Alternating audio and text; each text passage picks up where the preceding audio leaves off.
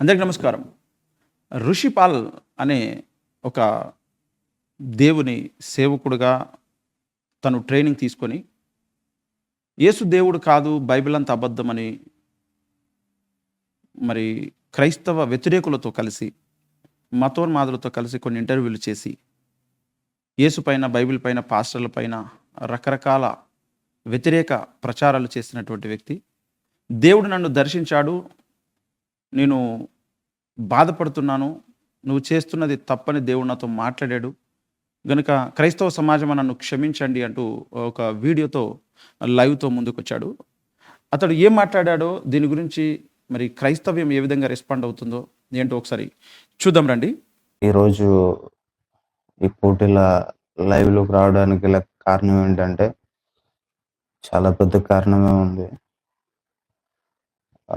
ఇన్ని రోజులు, ఇంతకాలం నేను మీ ముందు ఎలా కనిపించానో మీరందరూ చూశారు.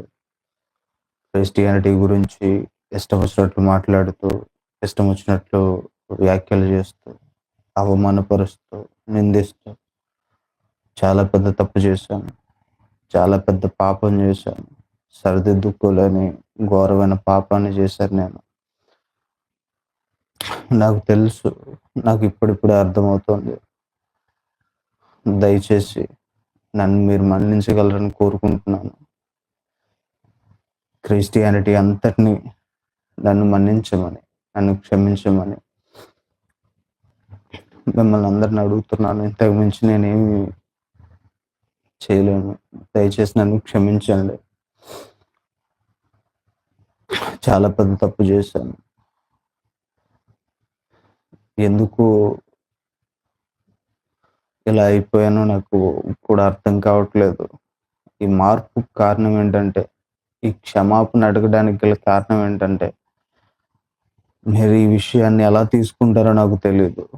మంచిగా తీసుకుంటారా, చెడుగా తీసుకుంటారా, దీన్ని అంగీకరిస్తారా, అంగీకరించరా అన్నటువంటి విషయం కూడా నాకు అర్థం కావట్లేదు. కానీ తప్పకుండా ఈ విషయాన్ని చెప్పాలి. లేకపోతే నాకు నేనులా ఉండలేకపోతున్నాను.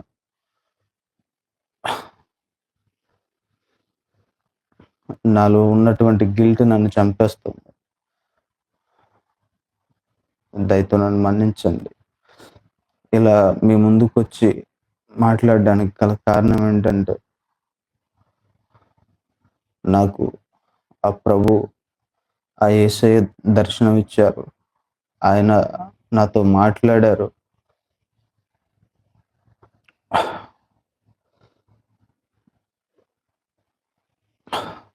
నిజంగా ఆయన ఎన్నో మాట్లాడినాను. ఎంతగానో అవమానించాను ఆ యేసు ప్రభువుని, ఆ క్రిస్టియానిటీని, ఆ బైబిల్ని చాలా తోలనాడాను, ఘోరంగా మాట్లాడాను.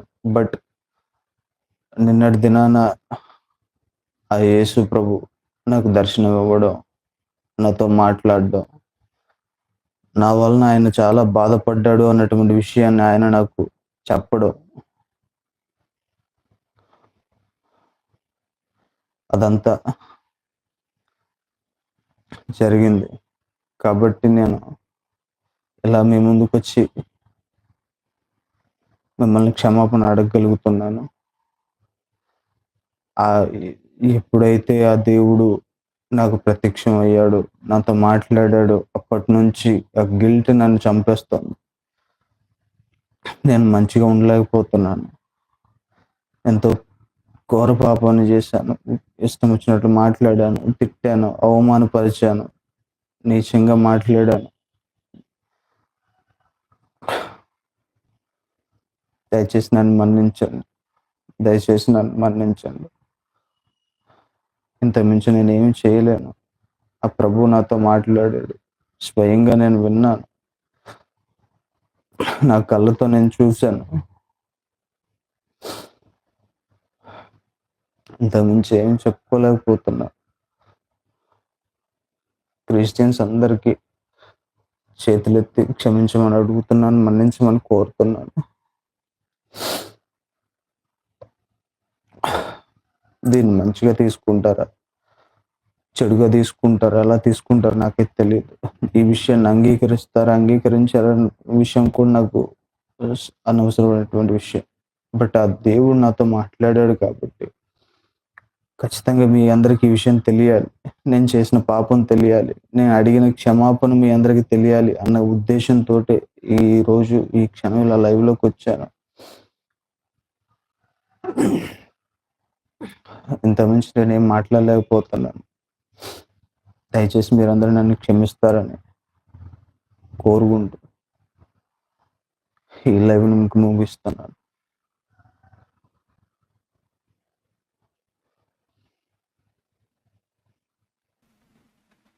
ఇది విషయం అండి. మరి ఈ రిషిపాల్ అనబడిన వ్యక్తి బిలీవర్స్ చర్చ్లో తను బైబిల్ ట్రైనింగ్ చేశాడు. పాస్టర్గా తను ఉన్నానని చెప్పుకున్నాడు. తర్వాత యేసు ప్రభు బైబిల్ అంతా కూడా అబద్ధము, అసత్యము అంటూ పాస్టర్ల మీద వాళ్ళంతా కూడా మోసగాళ్ళు అని ఇంకా నానా రకాల మాటలు చెప్పాడు. మరి ఇప్పుడైతే దేవుడు నన్ను దర్శించాడు, క్రైస్తవ సమాజం నన్ను క్షమించండి, మీరు చెడుగా తీసుకుంటారో మంచిగా తీసుకుంటారో నాకు తెలియదు, కానీ నేనైతే మరి మనస్ఫూర్తిగా క్షమాపణ అడుగుతున్నాను అంటూ మరి చెబుతూ వచ్చారు. ఆ వీడియో అంతా కూడా మీరు విన్నారు కదా. అయితే దీన్ని క్రైస్తవ సమాజం ఎలా తీసుకుంటుంది, మీరు ఎలా దీన్ని రిసీవ్ చేసుకుంటారు, ఒకసారి మీరు మీ కామెంట్ రూపంలో తెలియచేయండి. ఒకసారి ఆలోచించండి, ఇలాంటి సంఘటనలు ఎందుకు జరుగుతున్నాయి, జరగడానికి గల కారణం ఏంటి? ఇతడు మరి క్రైస్తవ్యం మీద, యేసు ప్రభు మీద, బైబిల్ మీద, పాస్టర్ల మీద వ్యతిరేకతతో మతోన్మాదుల దగ్గరికి ఎందుకు వెళ్ళాడు? వెళ్ళి అక్కడ ఎందుకు నెగిటివ్గా మాట్లాడాడు? ఇంతలో ఏం జరిగింది? మరి దేవుడు అతన్ని దర్శించాడు అంటున్నాడు. మరి ఇప్పుడు దర్శించిన తర్వాత మళ్ళీ మరి దేవుని సేవ చేస్తూ దేవునిలోని విశ్వాసంగా జీవితకాలం అంతా ఉంటాడా? మరి మధ్యలో మళ్ళీ కూడా టర్న్ అయ్యి మళ్ళీ లేదు లేదు నాకు కలిగినటువంటి దర్శనం అదంతా అబద్ధము, నేను ఊహించుకున్నాను, లేదా అదంతా అసత్యము అని మళ్ళీ అతడు వెళ్ళిపోయే అవకాశం ఉంది అంటారా? ఏమనుకుంటారు మీరు? నా మటుకైతే నేనేమనుకుంటున్నానంటే, నిజముగా దేవుడు నిజముగా మారు మనస్సు పొందినటువంటి వారిని తప్పక దేవుడు క్షమిస్తాడు. తప్పకుండా అందరికీ దేవుడు మరి తన కనికరమును, దయను, జాలిని చూపిస్తాడు. మారు మనస్సు పొందిన వాళ్ళను దేవుడు తప్పక క్షమిస్తాడు. దేవుడే క్షమించినటువంటి వ్యక్తులను మనుషులు ఎవరు క్షమించకపోవడానికి?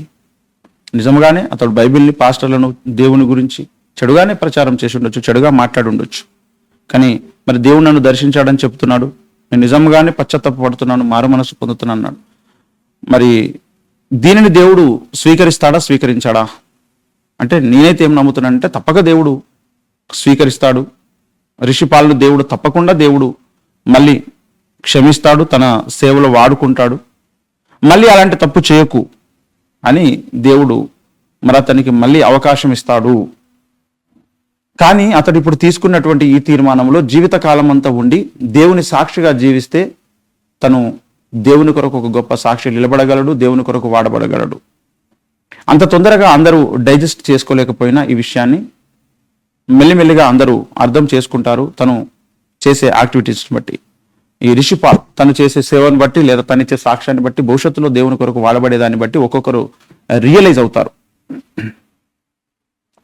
ఇదే విధంగా ఈ యొక్క శివశక్తి కరుణాకర్ సుగుణ కావచ్చు, హిందూ జనశక్తి లలిత్ కుమార్ కావచ్చు, వారిరువురు కూడా ఎక్స్ క్రిస్టియన్స్ మేమని చెప్పుకుంటూ ఎంతో ఇదే విధంగా వారు బ్యాడ్ ప్రాపగండ చేశారు. సోషల్ మీడియాలో రకరకాలుగా దాడులు చేశారు, కేసులు పెట్టారు పాస్టర్ల మీద, ఎన్నో రకాల వారు నష్టం చేశారు క్రిస్టియానిటీకి.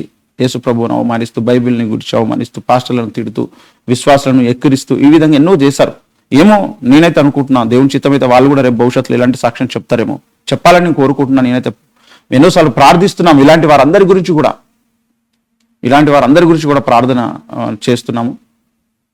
అయితే ఈ మధ్య ఇలాంటి వారు ఎక్కువైపోతున్నారు. మేమంతా ఎక్స్ క్రిస్టియన్స్ అని చెప్పేసి.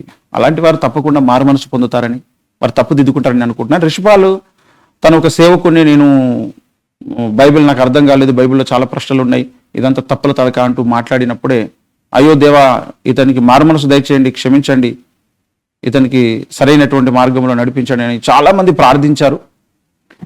మేము కూడా ప్రార్థించాం.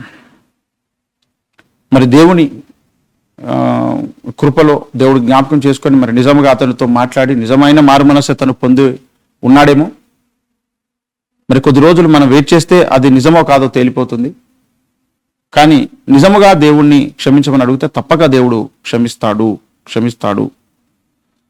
మరి దేవుని యొక్క భక్తులు పడిపోతే నిలబెట్టే దేవుడు ఆయన. ఒకవేళ అవిశ్వాసానికి గురైతే కూడా వారి యొక్క ఆధ్యాత్మిక అంతస్తుని బట్టి, వారి యొక్క మెచ్యూరిటీని బట్టి, వారికి ఉన్నటువంటి విశ్వాసాన్ని బట్టి దేవుడు మళ్ళీ తప్పక క్షమిస్తాడు. అప్పుడప్పుడు అల్ప విశ్వాసం వచ్చినప్పుడు దేవుడు వారికి విశ్వాసం వచ్చి మళ్ళీ మారుమనసు పొందితే తప్పక దేవుడు క్షమిస్తాడు, వారికి మారుమనసు పొందే అవకాశం ఇస్తాడని నేను నమ్ముతున్నా. కానీ తిరిగి వారు మళ్ళీ అలాంటి తప్పు చేయకుండా ఉండే ఒక బలమైన తీర్మానం తీసుకుంటే బాగుంటుంది. ఈ రిషిపాలు కూడా, ఒకవేళ రిషిపాలు నువ్వు ఈ వీడియో చూస్తూ ఉంటే, నీకు నిజముగానే యేసుక్రీస్తు ప్రభుల వారు దర్శించి నిన్ను ప్రేమించి మళ్ళీ నీతో దేవుడే సంభాషించి ఉంటే గనక, నువ్వు ఖచ్చితంగా మారుమనసు పొందితే గనక, ఇక నువ్వు దేవుని కొరకు దేవుని సాక్షిగా నువ్వు జీవిత కాలం అంతా నిలబడడానికి ఒక తీర్మానం తీసుకొని నువ్వు జీవించగలిగితే తప్పకుండా అందరూ కూడా నిన్ను రిసీవ్ చేసుకుంటారు. నువ్వు అడిగిన క్షమాపణ అందరూ కూడా రిసీవ్ చేసుకుంటారు తప్పకుండా. కానీ కొద్ది రోజులు నేను గమనిస్తారు. అందరూ గమనించినప్పుడు అందరి దృష్టిలో కూడా నువ్వు నిజమైన మారుమనసు పొందినటువంటి వ్యక్తిగానే నువ్వు కనబడితే, అదే నిజమని రుజువైతే తప్పక అందరు నిన్ను ప్రేమించి గౌరవించి నిన్ను నీ కొరకు ప్రార్థిస్తారు అందరూ. ఒకవేళ ఎవరైనా గాయపడి ఉంటే వారందరూ కూడా తప్పకుండా నీ విషయంలో ఇలాంటి మారుమనసు కలిగినందుకు అందరూ సంతోషిస్తారు. దేవుడే ఘోరమైనటువంటి పాపిని క్షమించే దేవుడు, నిన్ను కూడా తప్పక ఆయన క్షమిస్తాడు. మరి నువ్వే చెబుతున్నావు, దేవుడు నన్ను దర్శించాడు, నువ్వు చేస్తున్నది తప్పు, నీ ద్వారా నేను చాలా గాయపడ్డానని దేవుడు నాతో చెప్పాడని నువ్వు చెప్తున్నావు. మరి దేవుడు నిన్ను ఎలా దర్శించాడో, ఎలా నీతో మాట్లాడాడో నువ్వే సాక్ష్యముగా నువ్వు చెప్పావు కనుక, మరి ఇక మీదట ఇదే మారు మనసుతో నువ్వు జీవితకాలం అంతా దేవుని సాక్షిగా ఇంకా బహుబలముగా దేవుని కొరకు మరి జీవించగలిగితే అది చాలా గొప్పగా ఉంటుంది. ఈనాడు మతోన్మాదులు మరి నిన్ను పిలిచి అనేక ఇంటర్వ్యూలు చేసి క్రైస్తవ్యం అబద్ధం, యేసు దేవుడు కాదు, బైబిల్ అంతా అబద్ధం అని వారు నిన్ను ఒక పావుగా వాడుకొని నీ ద్వారా చాలా బ్యాడ్ ప్రాపగండా అనేది చేశారు వాళ్ళ స్థాయిలో వాళ్ళు. మరి దాని ద్వారా కొంత బలహీనులైనటువంటి వారు, కొంతమంది మరి అప్పుడప్పుడే కొత్తగా రక్షణ పొందేటువంటి వారు అటు ఇటుగా సంకోచంలో ఒకవేళ ఎవరైనా ఉండి ఉంటే వారు మతోన్మాదులతో నువ్వు చేసినటువంటి ఇంటర్వ్యూస్ ద్వారా వారు కొంచెం బలహీనపడి ఉండొచ్చు, వాళ్ళు కొంచెం అయోమయ గందరగోళానికి లోనై ఉండొచ్చు, లేదా నీవు చెప్పిన మాటల ద్వారా కొంతమంది బయటికి తెలియకపోవచ్చు, వాళ్ళు కూడా రిటర్న్ అయిపోయి ఉండొచ్చు. ఎందుకంటే నూతనముగా వచ్చినటువంటి విశ్వాసకి అన్ని విషయాలు తెలియవు కాబట్టి వారు ఒక బలమైనటువంటి విశ్వాసులుగా ఉండకపోవచ్చు ఆరంభంలోనే. అలాంటి వారు ఒకవేళ నీ సాక్ష్యాన్ని బట్టి బలహీనపడి ఉండొచ్చు. ఇలాంటి ఎన్నో డ్యామేజెస్ క్రైస్తవ సంఘానికి నీ ద్వారా జరిగి ఉండొచ్చు. కానీ కాలక్రమంలో నువ్వు నిజమైన మారు మనసు పొంది దేవుని పాదాలు పట్టుకొని క్షమాపణ అడిగితే తప్పక దేవుడు క్షమిస్తాడు, తప్పకుండా క్షమిస్తాడు. కానీ ఇక నువ్వు దేవుణ్ణి మళ్ళీ గాయపరచొద్దు, మళ్ళీ నువ్వు దేవుణ్ణి బాధపరచొద్దు. దేవుని దగ్గర నువ్వు ఉపవాసం ఉండి ప్రార్థన చేసుకుని, దేవా నేను చేసినటువంటి తప్పులను కడిగివేయి, నన్ను క్షమించు అని నువ్వు నిజముగా పశ్చాత్తాపడితే తప్పక దేవుడు నిన్ను క్షమిస్తాడు. మరి నువ్వైతే నిజముగా పశ్చాత్తాపడ్డావు అని తెలుస్తుంది, మరి అది కాలంలో తెలుస్తుంది, భవిష్యత్తులో తెలుస్తుంది. ఎందుకంటే నీకు అనేకమైన ప్రశ్నలు ఉన్నాయి. నీవు సంపూర్ణ సిద్ధిలోనికి ఏమి వెళ్ళినటువంటి వాడవు కాదు. క్రైస్తవ సంఘములో లేదా క్రిస్టియానిటీలో బైబిల్ పద్ధతి ప్రకారంగా నువ్వు సంపూర్ణ సిద్ధిలోనికి ఏమి సాగిపోలేదు. నువ్వు నీ విశ్వాసాన్ని క్రైస్తవ జీవితంలో ఆరంభించావు, అనేక ప్రశ్నలతో ఉన్నావు, నీకు సమాధానాలు దొరకలేదు. నీకు నిజంగా సమాధానాలు కావాలి అంటే అనేక మంది భక్తులు అనేక గ్రంథాలు రాశారు, అవన్నీ చదువు, బైబిల్ చదువుకో, ప్రార్థించు. నీకు వచ్చిన ప్రతి ప్రశ్నను దేవుని అడుగు, రాసి పెట్టుకో. వాటికి అనేక మంది భక్తుల చేత దేవుడు సమాధానాలు ఇచ్చాడు, విను, తెలుసుకో. ఇంకా పెద్ద పెద్ద దైవజనులు ఉంటారు, వారందరి దగ్గరికి వెళ్ళి కూర్చొని నీకున్న డౌట్స్ ఏమైనా ఉంటే క్లారిఫై చేసుకో, ప్రార్థించుకో, దేవుణ్ణి అడుగు. ప్రతి శుక్రవారం మేము క్షీరసాగర మదనం అనే కార్యక్రమాన్ని నిర్వహిస్తున్నాం. నీకు ఏమైనా డౌట్స్ ఉంటే మాకు పంపించు. నీ ప్రతి ప్రశ్నకు ఈ తరంలో దేవుని చేత పంపబడిన ఈ తరం అపోస్తలుడు ప్రవక్త అద్దంకి రంజితోఫ్రి గారి చేత సార్వత్రిక క్రైస్తవ సంఘానికి సకల ప్రశ్నలకు సమాధానాలు దేవుడు అందిస్తున్నాడు. నీకున్న ప్రతి ప్రశ్నకు కూడా దేవుడు తప్పకుండా జవాబులు అందిస్తారు దైవజనుల చేత. ఇప్పటికే జరిగినటువంటి ఎపిసోడ్స్ అన్ని చూడు. నీకు ఉన్న డౌట్స్, అందరికి వచ్చే డౌట్స్ నీకు కూడా వస్తాయి, నీకు వచ్చే డౌట్స్ అందరికి వస్తాయి. కాబట్టి నీకున్న అనేకమైన ప్రశ్నలకు బైబిల్ ప్రశ్నలకు ఆధ్యాత్మిక జీవితంలో ఎదురయ్యే ప్రశ్నలకు కూడా సమాధానాలు క్షీరసాగర మదనం ప్రోగ్రాం ద్వారా అనేక మంది సేవకులకు, విశ్వాసులకు, క్రొత్త వాళ్లకు, పాత వాళ్లకు, నామకార్థ క్రైస్తవులకు, ఆనవాయితీ భక్తి కలిగినటువంటి వారందరి కొరకు సమాధానాలు అందులో ఉన్నాయి. అవి విను, నీకెన్నో విషయాలు తెలుస్తాయి, అర్థమవుతాయి. రంజిత్ ఓఫిర్ గారి చేత దేవుడు రచింపజేసినటువంటి గ్రంథాలు చదువు, నీకు ఇంకా బైబిల్ గురించి తెలుసుకోవడానికి ఎన్నో విషయాలు నీకు అర్థం కావడానికి అవి ఎంతగానో ఉపకరిస్తాయి. ఇంకా నీకేమైనా ప్రశ్నలు ఉంటే మాకు పంపించు. మా నంబర్ 9000083219కి. నీకు ఏ డౌట్ ఉన్నా, ఎన్ని ప్రశ్నలు ఉన్నా అవి పంపించు. దేవుని సన్నిధిలో ప్రార్థించి ఆ ప్రశ్నలు ఏమైనా ఉంటే దేవుడిని అడుగు. ఆ ప్రశ్నలు మాకు పంపించు. దేవుడు నీతో నేరుగానే మాట్లాడొచ్చు. నీకే దేవుడు సమాధానం తెలియజేస్తే సంతోషం. లేదు అంటే దైవజనులను దేవుడు ఇచ్చాడు, పంపిస్తే వాటికి సమాధానాలు నీకు క్షీరసాగర మదన కార్యక్రమం ద్వారా మేము అందిస్తాం.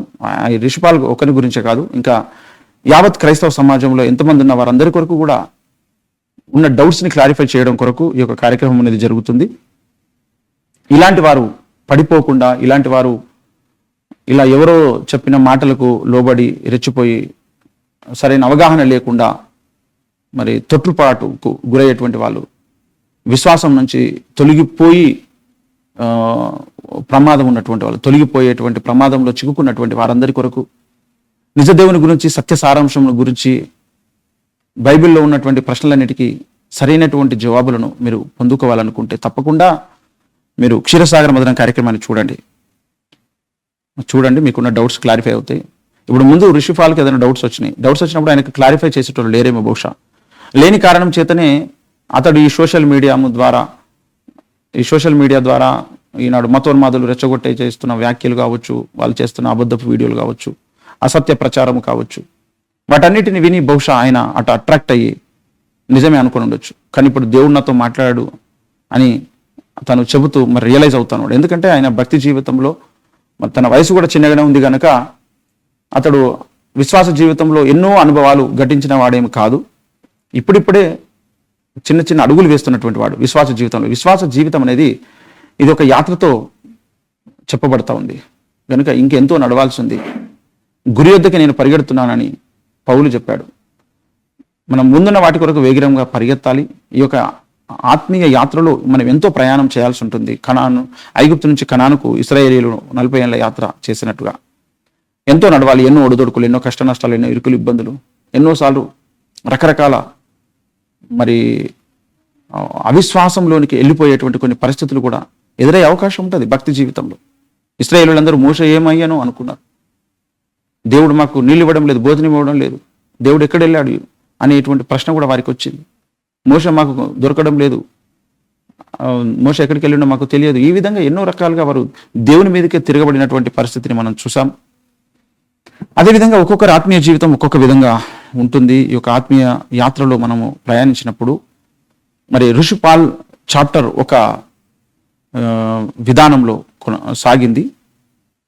చూద్దాం, మరి ఆయన నిజమైనటువంటి మారుమనస్సు పొంది ఉంటే, నిజంగా దేవుడు తనను దర్శించి ఉంటే భవిష్యత్తులో దేవుని కొరకు అతడు గొప్పగా వాడబడతాడు. దేవుడు అతన్ని వాడుకుంటాడు. మరి అతనికి ఉన్నటువంటి డౌట్స్ అన్ని కూడా దేవుడు తప్పక క్లారిఫై చేసి ఒక బలమైనటువంటి సాధనంగా దేవుడు వాడుకోవాలని నేను మనస్ఫూర్తిగా కోరుకుంటున్నాను. అతడు నిజంగా మారుమనస్సు పొంది ఉంటే అది భవిష్యత్తులో కాలమే తెలియజేస్తుంది. అది ఎంతవరకు వాస్తవము, సత్యము, అసత్యము అనేటువంటి విషయం. మిగతా క్రైస్తవులందరూ మరి దీన్ని ఏ విధంగా రిసీవ్ చేసుకుంటారు అనేటువంటిది చూడాలి. మరి 7 మారులు పడిపోయినా తిరిగి లేపేటువంటి దేవుడు. మరి రిషిపాలు మారుమనస్సు పొంది నేను ఇన్ని రోజులు చేసింది తప్పే అని తన ఇప్పుడే ఆరంభ ఆత్మీయ యాత్రలో తను చేసినటువంటి ఈ తప్పుని, ఈ పొరపాటును మరి దేవుడు క్షమించి దేవుడు అతనితో మాట్లాడాడు అని విన్నాము. మరి క్రైస్తవ సమాజం ఏ విధంగా దీన్ని రిసీవ్ చేసుకుంటారు? నేనైతే దేవుడు తప్పక అతన్ని క్షమిస్తాడు. దేవుడే క్షమించిన తర్వాత ఈనాడు మనం ఎవరం క్షమించకుండా ఉండడానికి? కాబట్టి అతడు నిజమైన మారుమనసు పొందితే తప్పక అతన్ని అందరూ క్షమించి హక్కున చేర్చుకోవాల్సినటువంటి అవసరం అయితే ఉంది. దీని గురించి మీరేమనుకుంటున్నారో కింద కామెంట్ రూపంలో తెలియచేయండి. అందరికీ నమస్కారం. మరి ఇలాంటి వారికి ఎంతో మంది బయటపడకుండా లోపల ఉన్నటువంటి వారు ఉండొచ్చు. అప్పుడే పడిపోయి అప్పుడే తిరిగి దేవుని వైపు వచ్చిన వారు కూడా ఉండొచ్చు. కనుక మరి ఇలాంటి పరిస్థితులను మనము ఒకసారి ఆలోచించాలి. పేతురు గారెడి వాడైనటువంటి సీమోనుతో అంటాడు, నీ దుష్టత్వం తొలగిపోవడం కొరకు నువ్వు దేవుని వైపు తిరిగి నువ్వు ప్రార్థన చేసుకో, ఒకవేళ దేవుడు నిన్ను క్షమించవచ్చును అంటాడు. గారెడి వాడైనటువంటి సీమోన్ ఏమంటాడంటే, నా కొరకు మీరే ప్రార్థన చేయండి అని గర్వంతో మాట్లాడతాడు. అతడు క్షమాపణ పొందలేదు.